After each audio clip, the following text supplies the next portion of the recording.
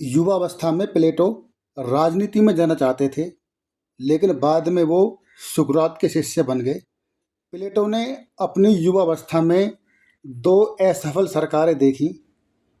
पहली, जिसमें 30 लोगों का शासन था। उसके बाद लोकतांत्रिक सरकार देखी। प्रथम शासन ने उसके गुरु सुकरात को युवाओं को पथभ्रष्ट करने के आरोप में फंसाया, जबकि लोकतंत्रवादियों ने अपवित्रता और नैतिकता के अभियोग में जहर का प्याला दिया।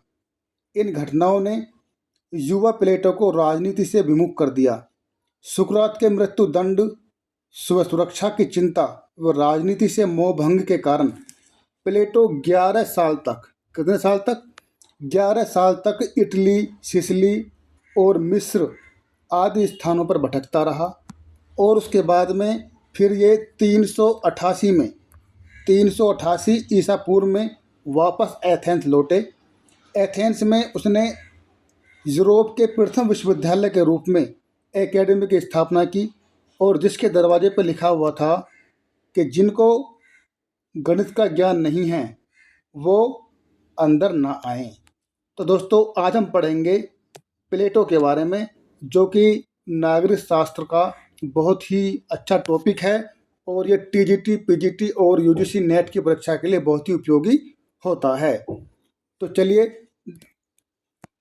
देखते हैं इनके बारे में। तो सबसे पहले हम बात करेंगे प्लेटो के जीवन परिचय और पृष्ठभूमि पर।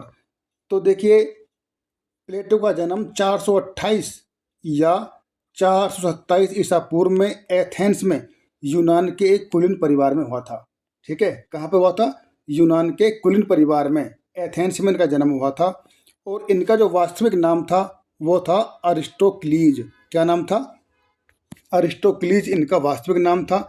जो प्लेटो थे, इनके जो कंधे थे बहुत ही चौड़े चौड़े हुआ करते थे, जिसके कारण इनके जो टीचर थे, और वो पीटीआई कह सकते हैं, यानी कि व्यायाम शिक्षक, उन्होंने चौड़े कंधे होने के कारण इनका नाम प्लेटो रख दिया या अफलातून रख दिया गया। ठीक है, तो कहने का मतलब ये है कि प्लेटो के जो कंधे थे बहुत चौड़े थे, जिसके कारण उनके व्यायाम के शिक्षक ने उनका नाम प्लेटो रख दिया गया। जबकि उनका वास्तविक नाम क्या था? अरिस्टोक्लीज उनका वास्तविक नाम था, और चौड़े कंधे होने के कारण उनको प्लेटो कहा जाने लगा।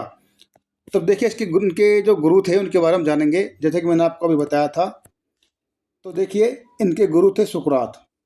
प्लेटो के चिंतन पर सुकरात का सबसे गहरा प्रभाव था।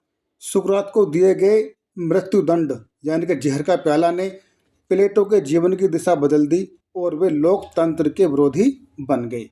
ठीक है, तो इनके गुरु को जहर का प्याला दे दिया गया था, जिससे कि इनका मन एकदम से बदल गया, और प्लेटो फिर लोकतंत्र के विरोधी बन गए। अब देखिए, शिक्षण संस्थान की हम बात करें तो देखिए, 386 ईसा पूर्व में प्लेटो ने एथेंस में एकेडमी या द एकेडमी की स्थापना की, जिसे यूरोप का प्रथम विश्वविद्यालय कहा जाता है। इसके मुख्य द्वार पर लिखा था, जिसने ज्यामिति का अध्ययन नहीं किया वह प्रवेश ना करे, या फिर जिसे गणित का ज्ञान नहीं है वो अंदर ना आए। तो इस तरह का वाक्य उस पर लिखा हुआ था। अब हम बात करेंगे प्लेटो की पद्धति के बारे में। यह निगमनात्मक और द्वंद्वात्मक है।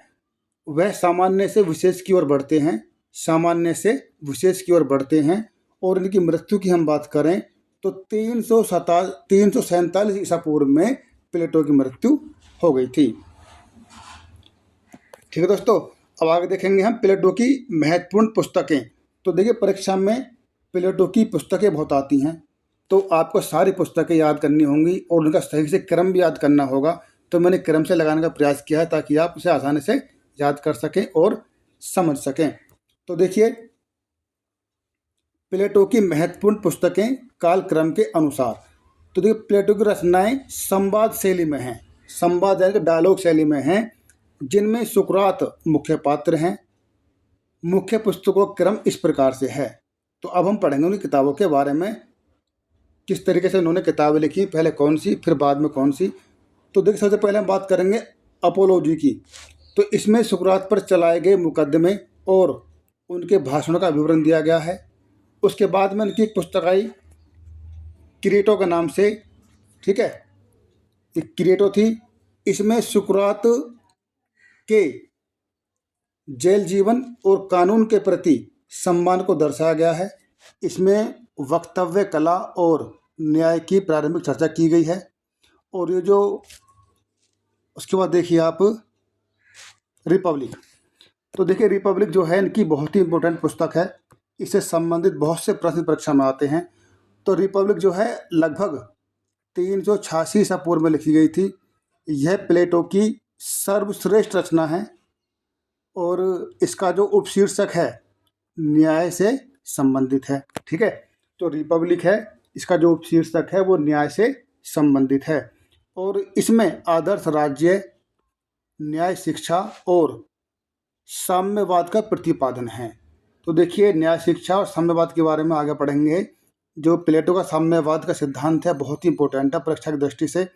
उसके बाद इनकी पुस्तक आती है फेडो, इसमें आत्मा की अमरता का सिद्धांत की व्याख्या की गई है। उसके बाद में है सिम्पोजियस, ये आपका सिम्पोजियम। सिम्पोजियम में क्या है, इसमें प्रेम और सौंदर्य के स्वरूप पर प्रकाश डाला गया है, ठीक है। तो सबसे जो इम्पोर्टेंट पुस्तक है इनकी वो है रिपब्लिक। अब हम बात करेंगे स्टेटमेंट्स की। तो स्टेट्समैन यह प्लेटो के उत्तरार्ध की रचना है जिसमें व्यवहारिक राजनीति और सरकारों के वर्गीकरण की शुरुआत दिखाई देती है। उसके बाद इनकी अंतिम पुस्तक आती है लॉज। यह प्लेटो की अंतिम और सबसे बड़ी रचना है जो उसकी मृत्यु के बाद प्रकाशित हुई। इसमें उपन्यास, राज्य यानी कि सेकंड बेस्ट स्टेट और कानून शासन को स्वीकार किया गया है। कानून शासन को इसमें स्वीकार किया गया है। अब देखिए जो प्लेटो के प्रमुख राजनीतिक सिद्धांत हैं, अब हम उनके बारे में पढ़ेंगे जो कि परीक्षा की दृष्टि से बहुत ही इम्पोर्टेंट होते हैं। ये सभी बातें आपको पता होनी चाहिए और ये याद होनी चाहिए। तो देखिए प्लेटो के प्रमुख राजनीतिक सिद्धांत, तो पहला सिद्धांत पढ़ेंगे हम इनका न्याय का सिद्धांत। तो देखिए रिपब्लिक का मुख्य विषय न्याय की खोज है, ठीक है। ये प्रश्न परीक्षा में कई बार आ चुका है। और प्लेटो ने पूर्व प्रचलित न्याय के सिद्धांत जिनका प्लेटो ने खंडन किया, ठीक है। और उसके बाद देखेंगे हम परंपरावाद सिद्धांत, यानी कि सेफालस और पॉलीमार्क्स, सत्य बोलना और दूसरों का ऋण चुकाना ही न्याय है इसके अनुसार, ठीक है। तथा मित्रों के साथ भलाई और शत्रुओं के साथ बुराई करना न्याय है। तो देखिए क्रांतिकारी सिद्धांत शक्तिशाली का हित ही न्याय है। जो कार्यकरण है, कार्यकरण या व्यवहारिक सिद्धांत जिसको यूनान की भाषा में ग्लाउकन कहते हैं। तो न्याय भय का शिशु है, यह कमजोरों की आवश्यकता है। तो इस तरह की सिद्धांत ये किसने दिए हैं, प्लेटो ने दिए हैं। चलिए आगे देखते हैं। तो दोस्तों यदि आप चैनल पर नए हैं तो सब्सक्राइब जरूर कीजिए। वीडियो अच्छी लग रही है तो लाइक ज़रूर कीजिएगा। आपका प्यारा सा चैनल है मास्टर BSR 2.0 जिसमें आप TGT PGT की तैयारी के लिए नागरिक शास्त्र विषय का प्लेटो नामक टॉपिक पढ़ रहे हैं। तो देखिए प्लेटो का स्वयं का न्याय सिद्धांत क्या था। प्लेटो के अनुसार न्याय कोई बाहरी वस्तु नहीं बल्कि आत्मा का आंतरिक गुण है। मानव आत्मा में 3 तत्व होते हैं। और कौन कौन से तत्व होते हैं, विवेक, साहस और तृष्णा। जब ये तीनों तत्व अपने अपने क्षेत्र में रहते हुए सामंजस्य बिठाते हैं तो न्याय जन्म लेता है, ठीक है। ये कथन आपको याद रखने हैं। कार्य विशिष्टीकरण का सिद्धांत इन्होंने दिया जिसके अनुसार समाज के 3 वर्ग बताए गए हैं इन्होंने। पहला वर्ग दार्शनिक, दार्शनिक राजा, सैनिक और उत्पादक। तो इस तरीके से 3 वर्ग बताए गए हैं। कौन कौन से हैं, एक है दार्शनिक राजा, दूसरा है सैनिक और तीसरा है उत्पादक वर्ग। अपने अपने स्वाभाविक गुणों के अनुसार कार्य करें और एक दूसरे के कार्य में हस्तक्षेप ना करें। ये होता है हस्तक्षेप का नियम, यही न्याय है। अब हम पढ़ेंगे शिक्षा योजना। प्लेटो ने शिक्षा से संबंधित क्या योजना बनाई है। तो देखिए प्लेटो ने शिक्षा को राज्य के नियंत्रण में रखने की वकालत की है कि शिक्षा जो है राज्य के नियंत्रण में होनी चाहिए। उसने एथेंस की व्यक्तिगत शिक्षा और स्पार्टा की सैनिक शिक्षा को समन्वय किया। रूसो का कथन है, रिपब्लिक राजनीतिक शास्त्र का ग्रंथ नहीं है, बल्कि शिक्षा पर लिखा गया एक सर्वश्रेष्ठ ग्रंथ है। ये कथन बहुत ही इम्पोर्टेंट है कि यह कथन किसने कहा था कि रिपब्लिक राजनीतिक शिक्षा का ग्रंथ नहीं है, बल्कि शिक्षा पर लिखा गया एक सर्वश्रेष्ठ ग्रंथ है। तो ये कथन किसका है? ये कथन है रूसो का। और रूसो ने भी शिक्षा पर एक किताब लिखी थी जिसका नाम था एमिल। तो देखिए, शिक्षा के दो मुख्य चरण इन्होंने माने हैं। किसने माने हैं? प्लेटो ने। प्रथम चरण है जिसमें प्राथमिक शिक्षा दी जाएगी और इसके लिए जो आयु है 6 से 20 वर्ष की होगी, और इसमें संगीत आत्मा के लिए और व्यायाम शरीर के लिए अनिवार्य था। 20 वर्ष की आयु में पहली परीक्षा होती थी। ठीक है, 20 वर्ष की आयु में पहली परीक्षा होती थी, इसको याद रखना पॉइंट को। अब देखिए दूसरी शिक्षा क्या थी इनकी। देखिए दूसरी जो थी उच्च शिक्षा थी, जिसकी आयु निर्धारित की गई थी 20 से 35 वर्ष, जिसमें गणित, ज्यामिति, ज्योतिष और द्वंद्ववाद की शिक्षा दी जाती थी। और 30 वर्ष की आयु में दूसरी परीक्षा होती थी। मैंने अभी आपको बताया था जो पहली परीक्षा है वो 20 वर्ष की आयु में और दूसरी 30 वर्ष की आयु में होती थी। इसके बाद 35 वर्ष से 50 वर्ष की आयु तक 15 वर्ष व्यवहारिक या सांसारिक जीवन का अनुभव प्राप्त करना होता था, और 50 वर्ष की आयु पार करने के बाद ही कोई व्यक्ति दार्शनिक राजा बनने के योग्य होता था। यानी कि दार्शनिक राजा बनने के लिए 50 वर्ष की आयु पार करनी होती थी, ये सभी शिक्षाओं को पास करने के बाद में। आगे देखेंगे हम साम्यवाद का सिद्धांत। ये प्लेटो का बहुत ही इम्पोर्टेंट सिद्धांत है। इससे संबंधित बहुत से प्रश्न टीजीटी, पीजीटी और यूजीसी नेट में आते हैं। तो देखिए प्लेटो का जो साम्यवाद है आधुनिक साम्यवाद से भिन्न है। यह केवल दो उच्च वर्गों, शासक वर्ग और सैनिक वर्ग के लिए है। ठीक है, उत्पादक वर्ग के लिए नहीं है, जिन्हें प्लेटो अभिभावक वर्ग कहता है। उत्पादक वर्ग को सुकरात उत्पादक वर्ग को इससे मुक्त रखा गया है, जैसे कि मैंने आपको बताया था। अब देखिए संपत्ति का साम्यवाद, कि संपत्ति का भी साम्यवाद होना चाहिए, संपत्ति को त्यागना चाहिए। शासक और सैनिक वर्ग के पास अपनी कोई निजी संपत्ति या घर नहीं होगा। ठीक है, वे सार्वजनिक बैरकों में रहेंगे और राज्य द्वारा प्रबंधित मेस में भोजन करेंगे। इसका उद्देश्य भ्रष्टाचार को रोकना था। ना वो धन रखेंगे, ना वो अपने घर में रहेंगे, तो कहाँ रहेंगे? वो सरकार के जो राज्य द्वारा संबंधित मेस उसमें खाना खाएंगे और सार्वजनिक बैरकों में रहेंगे, ताकि उन्हें धन की लालच ना हो। उसके बाद संपत्ति के अलावा भी एक साम्यवाद बताया इन्होंने, जो कि सबसे खतरनाक था। वो था पत्नियों या परिवार का साम्यवाद। अभिभावक वर्ग का अपना कोई निजी परिवार नहीं होता था, नहीं होगा। तो अभिभावक वर्ग में एक दार्शनिक राजा, शासक वर्ग और एक सैनिक वर्ग आते थे। जो उत्पादक वर्ग थे वो उनसे अलग थे, तो वो सब कुछ रखते थे, पत्नी भी रखते थे और संपत्ति रखने का भी उन्हें अधिकार था उनके प्लेटो के अनुसार। राज्य के सर्वोत्तम स्त्री और पुरुष के बीच अस्थायी विवाह संबंध स्थापित होंगे। यानी कि विवाह जो होगा वो स्थायी नहीं होगा। कैसा होगा? अस्थायी होगा, ताकि सर्वश्रेष्ठ संतानें उत्पन्न हो सकें या पैदा हो सकें। बच्चे राज्य की संपत्ति होंगे और जो बच्चे पैदा होंगे वो राज्य की संपत्ति होंगे। माता पिता अपने बच्चों को और बच्चे अपने माता पिता को नहीं पहचान सकेंगे। इसका उद्देश्य पारिवारिक मोह को समाप्त करना था। तो बच्चे अपने माता पिता को नहीं पहचानेंगे और माता पिता अपने बच्चों को नहीं पहचानेंगे, तो इससे क्या होगा? जो पारिवारिक मोह है वो समाप्त हो जाएगा। ऐसा मानना था प्लेटो का, ये उनकी अपनी तो अब हम देखेंगे प्लेटो के दार्शनिक राजा का सिद्धांत। तो देखिए प्लेटो के हिसाब से दार्शनिक राजा कैसा होना चाहिए। तो प्लेटो का प्रसिद्ध कथन है, जब तक दार्शनिक राजा नहीं बन जाते या संसार के राजाओं में दर्शन की भावना नहीं आ जाती, तब तक राज्यों की बुराइयों का अंत नहीं हो सकता। ठीक है, दार्शनिक राजा पूर्णतः निरंकुश होता है। उस पर जनमत, रीति रिवाज या लिखित कानून का कोई बंधन नहीं हो सकता है। प्लेटो के शब्दों में ज्ञान पर किसी कानून का प्रतिबंध नहीं होना चाहिए।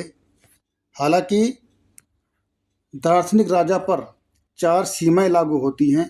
वह राज्य के आकार को न बढ़ने दे, न्याय व्यवस्था बनाए रखे, शिक्षा प्रणाली में बदलाव ना करे और राज्य की धन संपदा में अत्यधिक विषमता न आने दे।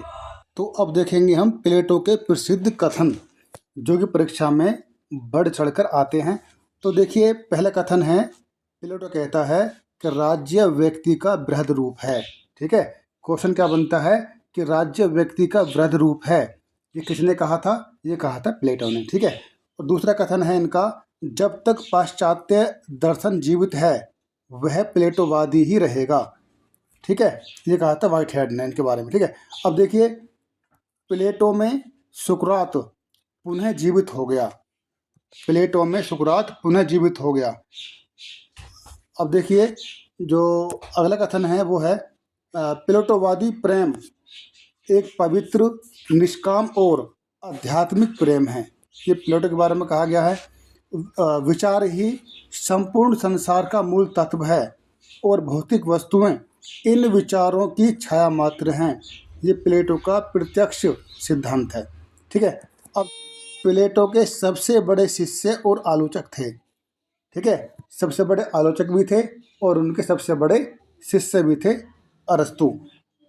उन्होंने प्लेटो के साम्यवाद की आलोचना करते हुए कहा, प्लेटो के आदर्श राज्य में नागरिकता और परिवार दोनों नष्ट हो जाते हैं। जो संपत्ति सबकी होती है उसकी परवाह कोई नहीं करता।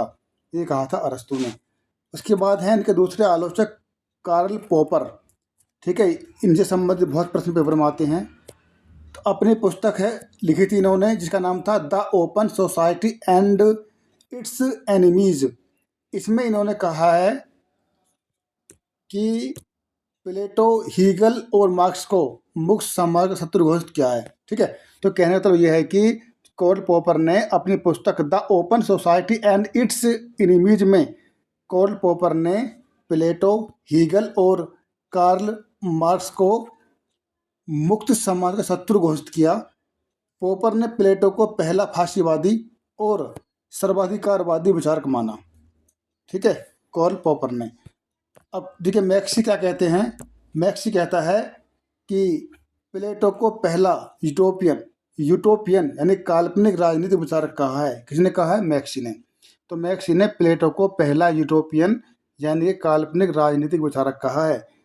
नेटल, सिप और बार्कर कहते हैं इन्होंने प्लेटो की शिक्षा सिद्धांत और प्लेटो के शिक्षा सिद्धांत और न्याय सिद्धांत की सकारात्मक व्याख्या की है। वार्कर के अनुसार प्लेटो का साम्यवाद एक प्रकार का त्याग है जो अभिभावक वर्ग के कल्याण के लिए आवश्यक है। ठीक है, तो ये इन्होंने इसकी तारीफ भी की है। अंततः लॉज में एक बदलाव किया गया और देखिए क्या बदलाव था वो। अपने जीवन के अंतिम दिनों में सिराक्यूज के राजा डायनोसियस को दार्शनिक राजा बनाने के प्रयोग में असफल होने के बाद प्लेटो व्यवहारिक धरातल पर आए। उन्होंने अपनी अंतिम पुस्तक द लॉज में आदर्श राज्य का विचार छोड़ दिया और द्वितीय सर्वश्रेष्ठ राज्य का प्रतिपादन किया। यहाँ उन्होंने दार्शनिक राजा के स्थान पर कानून की संप्रभुता को स्वीकार किया और संपत्ति व परिवार रखने की सीमित अनुमति भी दी। ठीक है, तो बाद में इन्होंने अपने सिद्धांत में बदलाव किया। तो ये था आज का हमारा टॉपिक जो कि प्लेटो पर आधारित था। तो इससे संबंधित बहुत से प्रश्न परीक्षा में आते हैं। आपको क्या याद रखना है? प्लेटो की तमाम रचनाएं और प्लेटो के तमाम सिद्धांत ये आपको याद होने चाहिए। ठीक है, तभी आप परीक्षा में सफल हो पाएंगे। तो यदि आप टीजीटी पीजीटी की तैयारी कर रहे हैं तो आज ही हमारे चैनल को सब्सक्राइब कर लीजिए। चैनल का नाम है मास्टर BSR 2.0। ठीक है, इस पर आपको टीजीटी और पीजीटी संबंधित वीडियोज़ मिलेंगी टॉपिक वाइज जो आपकी टीजीटी परीक्षा के लिए बहुत ही उपयोगी होंगी और साथ में आप पीजीटी के लिए भी इसे पढ़ सकते हैं। तो दोनों परीक्षाओं के लिए बहुत ही इंपॉर्टेंट होंगी और यदि आप नेट की तैयारी कर रहे हैं तो उसमें भी ये कारगर साबित होने वाली हैं। तो चैनल सब्सक्राइब कीजिए, वीडियो को लाइक कीजिए। तो अगली वीडियो में मिलता हूँ मैं एक और विचारक के साथ में, इसका नाम है अरस्तु। ठीक है। अब अरस्तू के बारे में पढ़ेंगे हम अगली क्लास में। तब तक के लिए नमस्कार।